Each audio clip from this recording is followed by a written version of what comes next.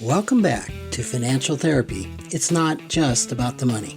I'm personal financial planner, columnist, and financial therapist Rick Kahler. Research tells us that 90% of all financial decisions are made emotionally, not logically. For nearly 4 decades, I've been helping people make better money decisions. So what makes my financial worldview different from most financial experts? I blend the nuts and bolts of financial advice with the emotions that drive making them. Good money decisions are not just about the money. So let's get started with today's episode. Welcome back to another edition. And I'm so excited to have on this show Dr. Megan Ford, who is, I don't know that you are an OG with financial therapy, right? I was a junior OG, I would You say. absolutely. Like It's like second you've been there the generation. whole time. It feels like it. It feels like it. I was probably like immediate second generation. Yeah, maybe immediate enough that we should lump you into OG. I'll take it. I'll take it. Yes, that's a good group to be associated with. So I'll take it.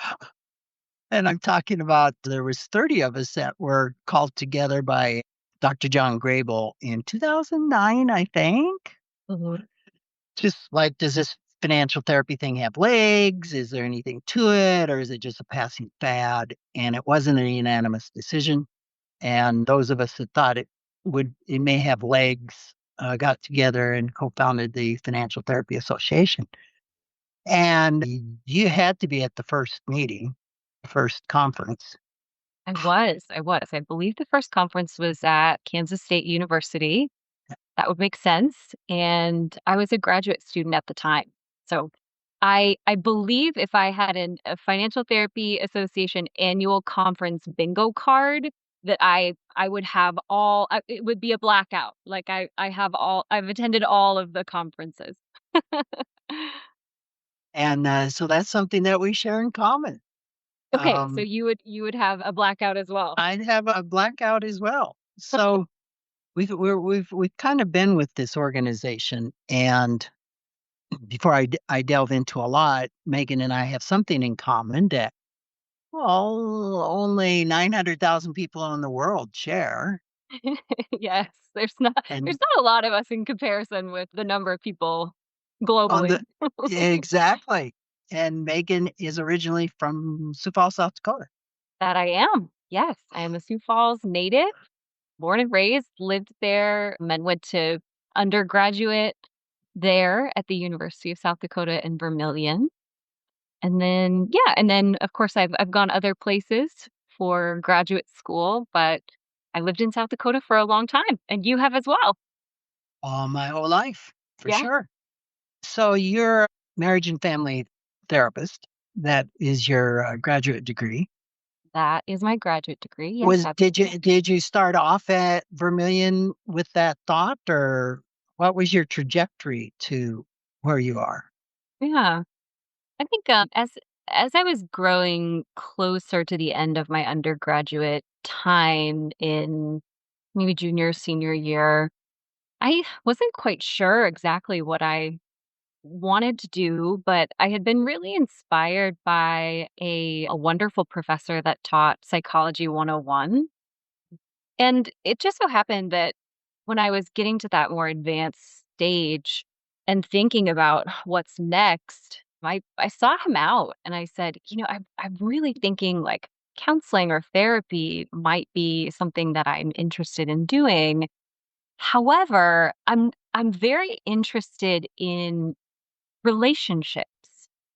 We find to work with individuals, but I'm really interested in couples and relationships. And he, kind of mentored me through that conversation and said, have you ever heard of marriage and family therapy as as a career, as a profession, and a potential, graduate program pathway that you could pursue? I said, no, but that sounds like something that would be really fascinating and interesting and would align with, what I'm looking to learn more about couples and, families as they're kind of lumped in as well. So yeah, it was a just function of that like serendipitous conversation that I circled back to with my psychology 101 professor that I landed at Kansas State University for my master's in marriage and family therapy. And then again, like serendipity that my graduate assistantship during that period of time was with Dr. Christy Archuleta. And so I got to know Christy very well, and, she was you know, still is one of my mentors to this day. I was her first graduate assistant ever. She was a Wow. brand new yeah, she was a brand new professor at Kansas State at the time, and so I also got to know John Greatbull and Dr. Sonia Luder, who was there at the time, and many others, but that was just yeah, that was sort of the path that I took. I think that there were a lot of just happenstance moments that led me to where I am today, but so glad that I was able to meet those people so early on and be adopted into financial therapy when I did.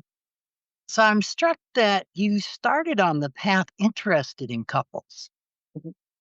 I'm thinking that may be unusual. I'm not sure in that not every therapist is a couples therapist. Right. And I'm guessing not every marriage and family therapist is a couples therapist. Sure. I definitely think that you're right there.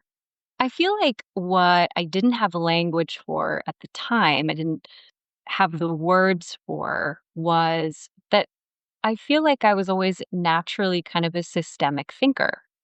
And of course, as I learned more and was more exposed to the fact that that was, you know, a theoretical orientation that is, very much close to how marriage and family therapists work. And it's really kind of what they're anchored in.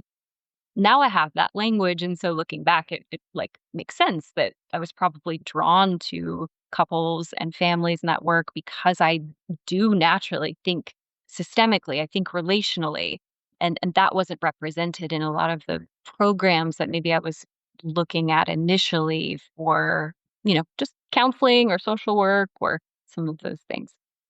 So can you explain a little bit to somebody that doesn't understand the family system? What the basics behind family therapy? Mhm. Yeah. Well, I think it really does stem from that systemic lens and how all parts in a system are, you know, interrelated. In a family system, if someone, say, put it in the context of finances, makes a financial decision, that has ramifications and, maybe a domino effect within the rest of that family system, especially, concerning like parents and children. If a parent makes a particular money decision, that has implications for their partner, for their children, maybe even multi generations as well. So I think when we're thinking systemically in family systems, we're thinking about how all of those parts work together. And when problems or change needs to occur, we're thinking about how we can't just think about how a recommendation influences or impacts one person in a system, thinking about how change kind of impacts multiple people and may need to be held up through the relationships between people as well for it to be long lasting. So I'm gonna say something that I think is anathema to family systems and let me know if that's correct. It would be if I could just fix this one person in the family, we'd be fine. That's that's something that's really a common notion that people come in with, right? Like, fix them, and sort of pointing the finger, or if we're thinking about like systems language or family systems, we might call that person like the identified patient, the Right. IP. in the system. They are the symptom carrier for the family system. And really, the manifestation of those symptoms may be because of relational turmoil. And again, this kind of like gets us into some rabbit holes around other theories that sort of would help us to translate that even further and look at that even more closely. But yes, oftentimes when people walk in the door to a therapist's office, it's it's about, they miss the fact that they might need to look at themselves as well as the patterns or the dynamics that keep problems present. And that's been really brought out. I've done marriage counseling training through the IFS Yes. lens called Intimacy from the Inside Out. Mhm. And the whole focus is okay, so when they said that, what's going on inside of you? Mhm. What are the stories you're making up? Huh? And so often, and I find this in my same marriage, in my marriage, that I can be pointing the finger and say, if you'd only change, Mm, yeah. problem is solved. Yeah. Yeah. We are really good at convincing ourselves that the change that needs to occur outside of ourselves. But if we take a moment and really think about what role we play in the presence and the continuation of problems that occur in our lives. I think that's that's a big step for a lot of us, and that's a maybe a big ask, but it's an important reframe to what we might need to look at in order for there to be something different that occurs for us. And I suspect that might carry over into our finances. Oh, well, certainly. Undoubtedly. How did you get into money? I mean, you've named everybody that you met that are all foundational in the formation of the Financial Therapy Association. Mm, How did that come about? right. I think almost like by a little bit of, you know, sort of by accident. Like being a graduate assistant for Christy Archuleta certainly gave me a door into that world. I will say that I was very nervous about stepping into that that world, even though it was part of my role, my work with her. That was a piece of it. I think I I also really was fearful of embracing that for a lot of personal reasons that I understand much better now, of course, having been, doing this work, doing research in financial therapy and really understand it, doing some, work on self and understanding that better too. But, now I understand why I was so hesitant to kind of maybe embrace some of that. And it really has to do with the fact that, I have what I would call kind of like narratives or wounds from past and childhood, I think that related to my belief in self around how capable I am as a person with with money. And it really is rooted in some early learning type stuff. I was not very inclined when it comes to math. That wasn't something that was reinforced for me. The environment in which that I was schooled and educated really, I don't think, and the time period as well, not just kind of the location and the school itself, but the time period. Maybe there were some gendered kinds of things about, oh, well, girls don't need to worry about math, or maybe girls aren't Right. super inclined when it comes to math and science. So maybe some of those biases were present too. But yeah, I think I definitely carried those things around, and that translated for me into a belief about, wow, I don't want to deal with money because that has something to do with math and numbers, and I'm not good at that. So I kind of became a textbook money avoider as a Yeah, result. okay.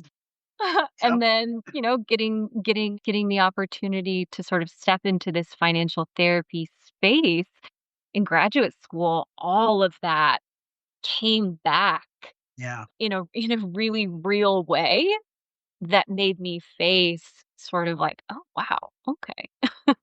I might need to explore this. I might need to look at this a little bit more."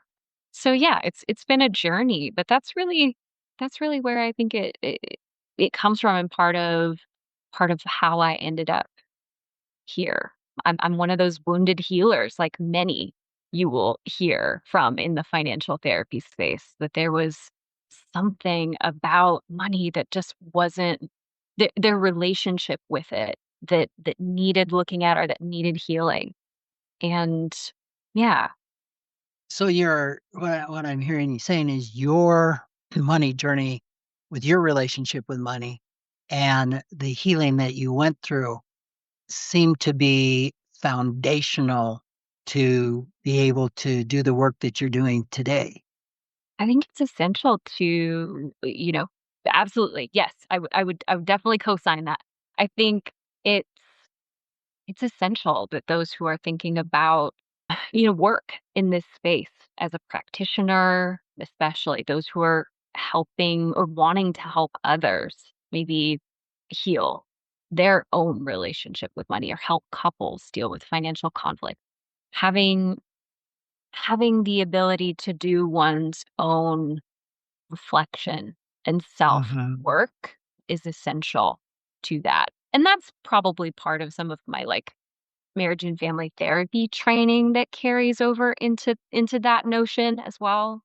You know, therapy, especially marriage and family therapists in their training, they do a lot of self of the therapist work because your clients undoubtedly will hold a mirror to this stuff that you haven't quite sorted through. And not that everyone has to be this fully together person, completely healed. Like I don't also think that that's a reasonable expectation.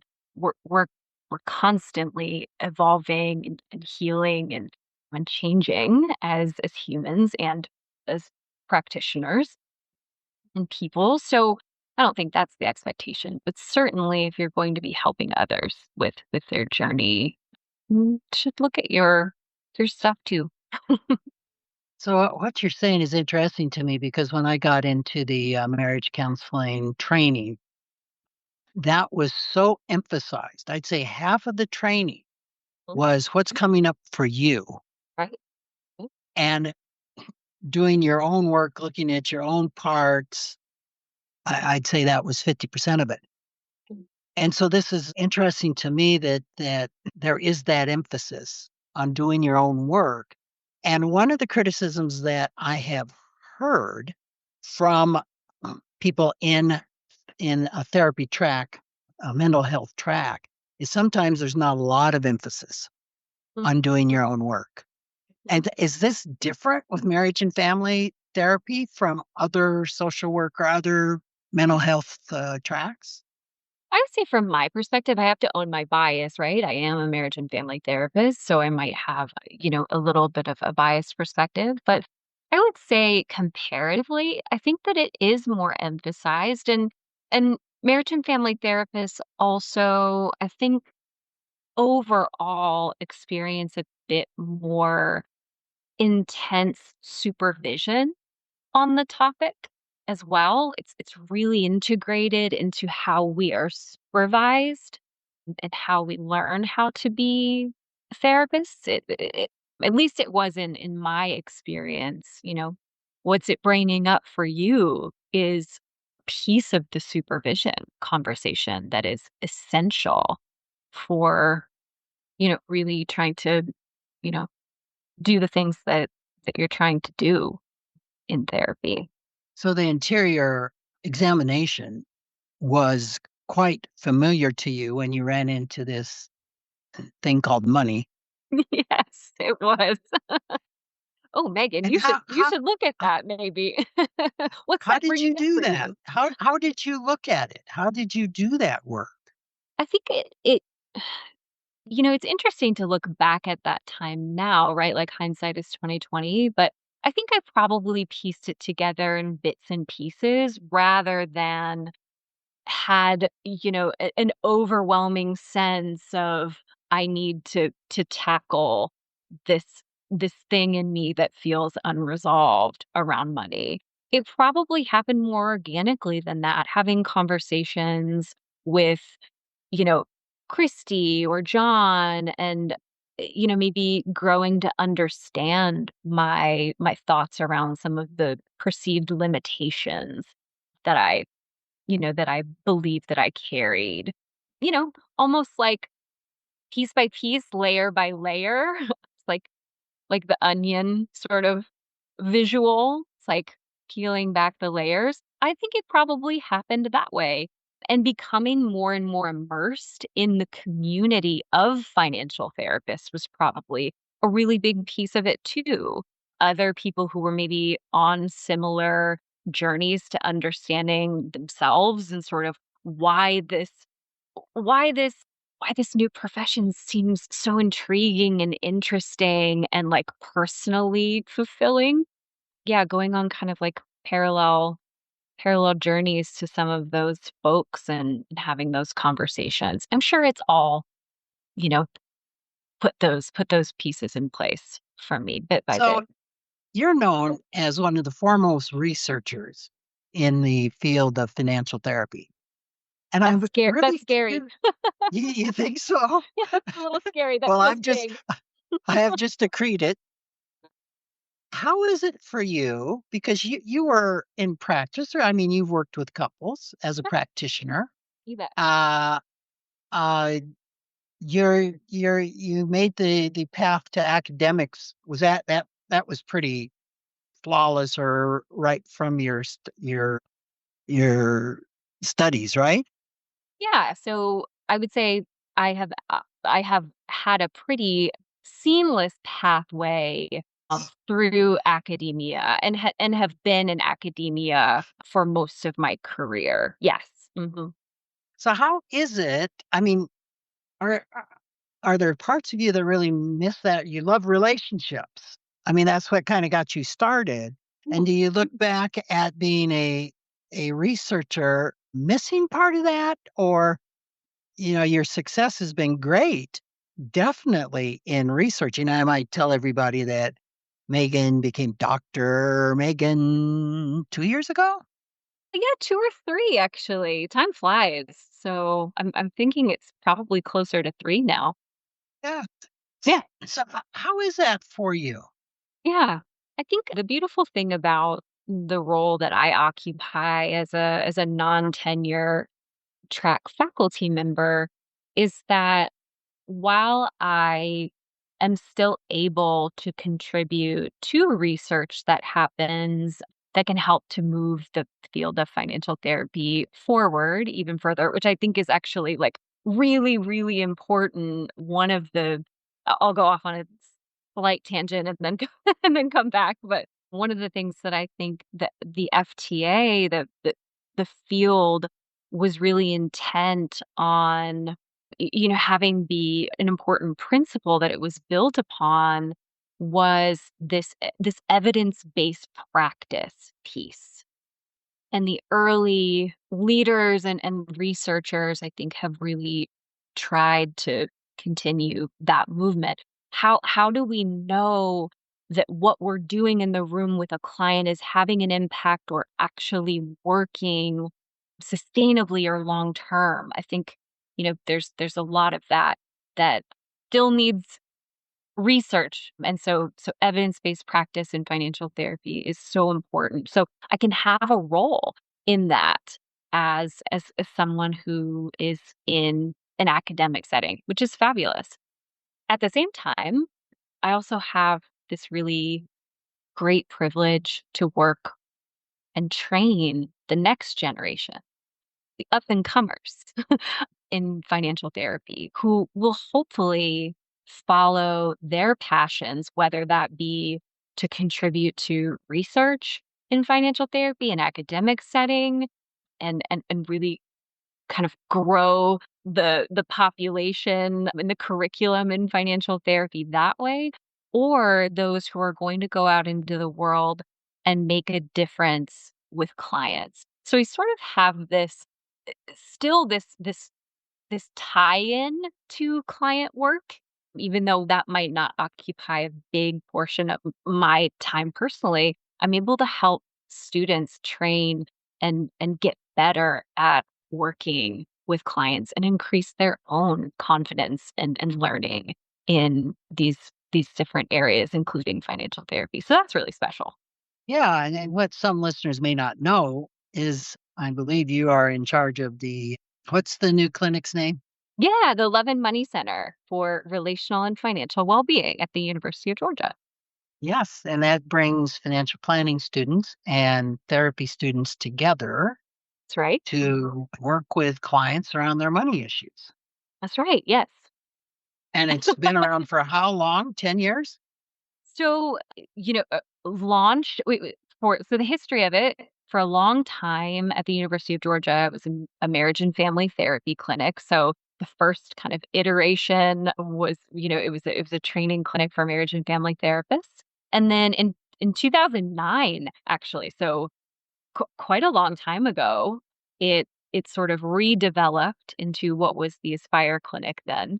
But it was still kind of this like holistic model training clinic for financial planning students, therapy students, and others.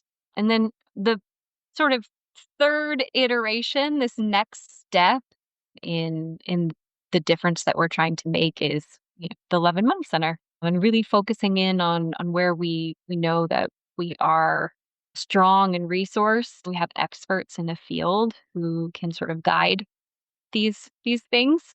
Yeah, so it's been around for a minute. So officially, I guess 2009 was when it all started, and I started in 2011. So Wow, I've been at the University of Georgia for about 15 years. for a long time. Hmm. Think you'll ever get back to South Dakota? For visits, absolutely. I told someone the other day, I feel like I did my time in terms of the winter months there. And I hit my quota for a lifetime.